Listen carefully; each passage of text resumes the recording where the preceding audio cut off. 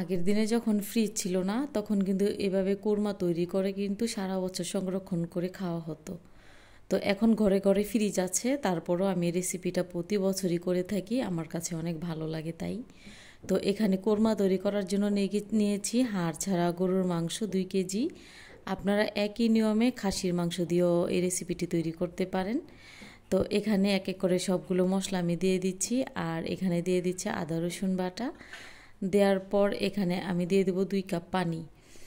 আর এই পানির পরিমাণটা আপনারা বুঝে শুনে দিবেন। আমি 2 কেজি গরুর মাংসের জন্য 2 কাপ পানি ব্যবহার করেছি এখানে।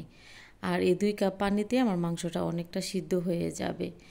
আর এখানে দিয়ে দেবো পরিমাণ মতো লবণ। চুলার আঁচ অন করে দিয়েছি, আর অন করে দেওয়ার পর একটু নাড়াচাড়া করে নিচ্ছি। এই কোয়াবটা কিন্তু আমরা অনেকেই পছন্দ করি, যেহেতু এটা অনেক আগের দিনের রেসিপি। আর অনেক আগে কিন্তু যখন ফ্রিজ ছিল না তখন কিন্তু এভাবে কোয়াব বানিয়ে কিন্তু ঘরে রেখে দিত। তো এক এক জায়গায় এক এক ধরনের নামে ডাকা হয়। আমাদের এলাকায় এই মাংসটাকে বলা হয় যে কুরমা। আর ছোটোকাল থেকেই শুনে এসেছি আম্মু এবং দাদি নানিদের কাছ থেকে এটার নাম হচ্ছে কুরমা। আর অনেক এলাকাতে এটাকে নাম বলা হয় কোয়াব। তো যে নামেই রাখা হোক না কেন, এই মাংসটা কিন্তু খেতে অনেক বেশি ভালো লাগে। তো একটু নাড়াচাড়া করে নিচ্ছি, আর নাড়াচাড়া করে নেওয়ার পর পানিটা অনেকটা শুকনো হওয়া পর্যন্ত অপেক্ষা করব। আর এই পানিতে মাংসটাকে অর্ধেক সিদ্ধ করে নেব। মাংসটা এরকমভাবে সিদ্ধ করতে হবে যেন মাংসের গায়ে কোনো প্রকার পানি না থাকে।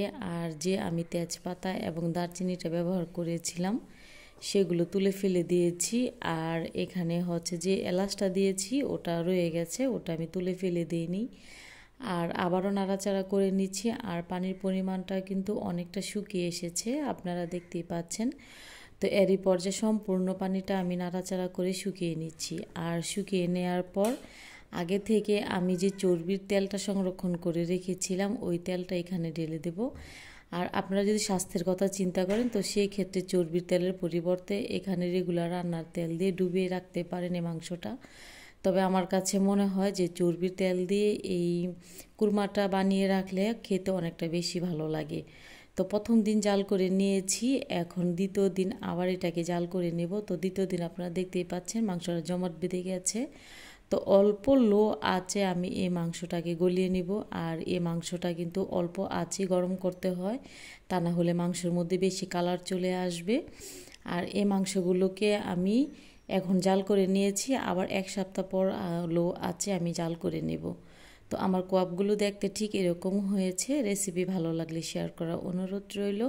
সবাই খুব ভালো থাকবেন, সুস্থ থাকবেন। আল্লাহ হাফিজ, আসসালামু আলাইকুম।